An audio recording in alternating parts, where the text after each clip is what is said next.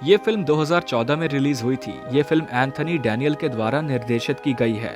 Film की शुरुआत में एक वीडियो क्लिप चलता है जिसमें एक आदमी 5 बच्चों के बारे में बताता है जो अपनी स्कूल का प्रोजेक्ट कार्य पूरा करने के लिए किसी जंगल में गए होते हैं। उसके बाद दृश्य बदलता है। हम टाइलर के कैमरे में देखते हैं कि दृश्य क्लासरूम का होता है। इसमें एक टीचर और 4-5 बच्चे बैठे होते हैं। टीचर कहता है कि तुम लोगों को अपना प्रोजेक्ट मिल गया है। एक लड़की पूछती है कि इस प्रोजेक्ट में कितने बच्चे एक साथ जा सकते हैं। टीचर बताती है कि 4 से ज्यादा और 6 से कम। फिर सारे बच्चे अपना अपना ग्रुप बनाकर लाइब्रेरी में बातें कर रहे होते हैं। 5 बच्चों का अपना ग्रुप होता है जिसमें एड्रियन, रिकी, हेडी, किंसली और टाइलर होते हैं। टाइलर प्रोजेक्ट के लिए एक जगह बताता है जिसका नाम स्पिरिचुअल वुड होता है। किंसली मना कर देती है। वो कहती है कि आवाज से कोई हॉन्टेड प्लेस लगता है, लेकिन और सभी लोगों को कोई प्रॉब्लम नहीं होती है। किंसली के ना चाहते हुए भी उसे उस जगह पर जाना होता है क्योंकि वो जगह तय हो जाता है। अगले दिन टाइलर कैमरा और गाड़ी लेकर किंसली के घर पहुंच जाता है। किंसली का भाई थोड़ा घबराया हुआ होता है। वो पूछता है कि इस प्रोजेक्ट में और कितने लोग साथ जा रहे हैं। वो बताता है कि 5 लोग हैं। फिर भी उसका भाई थोड़ा चिंतित नजर आता है। उसे समझा बुझाकर गाड़ी में आकर बैठ जाती है। किंसली का भाई टाइलर को बताता है कि उसका ख्याल रखना, वो मेरे लिए सब कुछ है। टाइलर बताता है कि ठीक है, तुम चिंता मत करो, और वो लोग वहां से चले जाते हैं। तय जगह पर जाकर वो लोग बाकी लोगों का इंतजार करते हैं। किंसली बाकी लोगों को कॉल करती है। अपने डेस्टिनेशन पर बाकी सारे लोग मिल जाते हैं। मेन गेट से जैसे सारे लोग अंदर जाने को होते हैं, एड्रियन सबको बताता है कि यहाँ जो आदमी रहता था, एक दिन उसकी बीवी जमीन पर मरी पड़ी मिली। तभी उसने तय किया कि वो उसे वहीं पर पीछे फॉरेस्ट में दफना देगा, और उसे वहीं पर दफना दिया गया। बाकी लोग उसकी बातों पर यकीन नहीं करते हैं और आगे बढ़ने लगते हैं, लेकिन किंसली उन्हें वापस चलने को कहती है, पर वो नहीं मानते। जैसे ही वो लोग अंदर जाने को होते हैं, एक लड़का दौड़ते हुए जंगल से आता है। वो लोग उससे पूछते हैं कि क्या हुआ। वो कहता है कि तुम लोग अंदर मत जाओ, वहां कुछ हो गया है। ये लोग नहीं मानते और उनकी बातों को अनसुना करके अंदर की तरफ चल जाते हैं। किंसली यहाँ भी उन लोगों को मना करती है, पर वो लोग नहीं मानते। जब वो थोड़ी दूर आगे बढ़ते हैं तब उन्हें कुछ अजीब सा दिखाई देता है, पर वो अनदेखा करके फिर से आगे बढ़ जाते हैं। थोड़ी दूर आगे जाने पर उन्हें एक अजीब सा मार्क दिखाई देता है। जब वो लोग उसे हटाकर देखते हैं तो वहां पर एक अजीब सा मास्क पड़ा होता है। टाइलर कहता है कि ये बच्चों की शरारत होगी, वरना ऐसा मास्क यहाँ कौन रखेगा। आगे जंगल और घना होता चला जाता है और उन्हें तरह तरह की चीजें दिखाई देने लगती हैं। जैसे एक पेड़ पर एक पीली रस्सी बनी होती है, और थोड़े आगे चलने पर वो सब धीरे धीरे घबराने और डरने लगते हैं। अब वो लोग धीरे धीरे अपने प्रोजेक्ट कार्य पर काम करने लगते हैं। कोई पत्थर को उठाकर देख रहा होता है, कोई वहीं से पतली बहती हुई नदी को।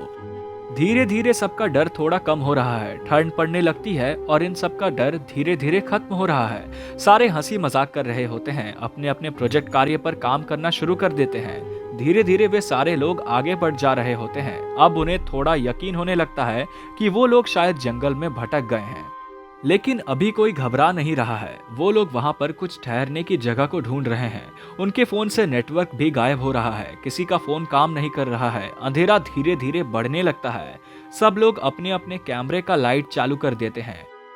टाइलर को पेड़ पर कुछ दिखाई देता है। वो कहता है कि ये शायद मशरूम है, मैं इसे बाद में खाने के लिए रख लेता हूँ। जब वो वहां से आगे बढ़ता है तो उन्हें एक बहुत बड़ा पत्थर दिखाई देता है जिस पर कुछ बेकार की आकृतियां बनी होती है। किंसली को लगता है कि ये कुछ बच्चों की शरारत है। सभी लोग उसके बारे में अपना अपना अनुमान लगाते हैं। कोई कहता है कि ये लेटर में कुछ लिखा हुआ है, कोई कहता है कि ये खून का बना हुआ है। जब सभी उसके नजदीक जाते हैं तो उन्हें लगता है कि ये तो सच में खून है। उन्हें लगता है कि कोई शिकारी यहाँ पर किसी चीज का शिकार करके उसका खून छोड़कर चला गया है। सभी वहां से आगे बढ़ने लगते हैं। अब चारों तरफ अंधेरा छा चुका है। सभी की रफ्तार थोड़ी तेज बढ़ जाती है। हैडी उन्हें कुछ कहानी सुना रहा होता है। किंसली सबसे आगे तेजी से भाग रही होती है। थोड़ी आगे बढ़ने पर उन्हें एक ठहरने की जगह मिल जाती है जहां पर पहले से कुछ जली हुई लकड़ियों की राख होती है। सारे लोग वहां रुक के लकड़ियों का इंतजाम करने लगते हैं। हैरी टेलर से अपने और अपने दोस्तों के बारे में कुछ सीक्रेट जानकारियां बता रहा था। दोनों हंसते हैं। थोड़ी देर बाद आग जल जाती है और सारे लोग आसपास बैठकर बातें करते रहते हैं। किंसले रिकी को बताती है कि अच्छा हुआ कि उनके ग्रुप का हिस्सा ब्लैक नहीं बनी, क्योंकि वो किसी दूसरे ग्रुप में चली गई थी।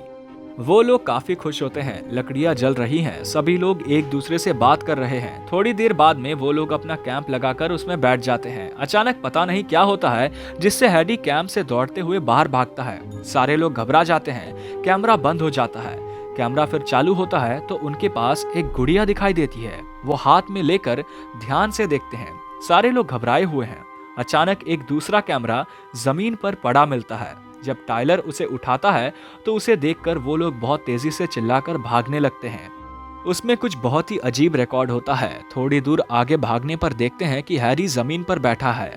उसके पूरे शरीर में खून लगा हुआ है। कोई पूछता है कि क्या हुआ, तो वो बताता है कि ये जो लकड़ी है इसमें कुछ अजीब है। वो काफी डरा हुआ है। अचानक से वो खड़ा होकर एक तरफ इशारा करता है। जब वो लोग उधर देखते हैं तो सबके होश उड़ जाते हैं। वहां कोई अजीब सा खड़ा होता है, सफेद, बिल्कुल सफेद। सारे लोग खूब जोर से चिल्लाने लगते हैं। फिर एक कैमरा गिरकर बंद हो जाता है। अब दूसरे कैमरे से टाइलर किंसली की तरफ जाता है और उससे पूछता है कि क्या तुम ठीक हो। जब वो पीछे की तरफ घूमती है तो एक अजीब सी हंसी वाला चेहरा होता है। हंसते हुए चेहरे की तरफ इशारा करती है। वो जमीन पर पड़ा होता है। उसके पेट से खून बह रहा होता है। उसके शरीर में कोई हलचल नहीं हो रही होती है। लगता है जैसे मर गया हो।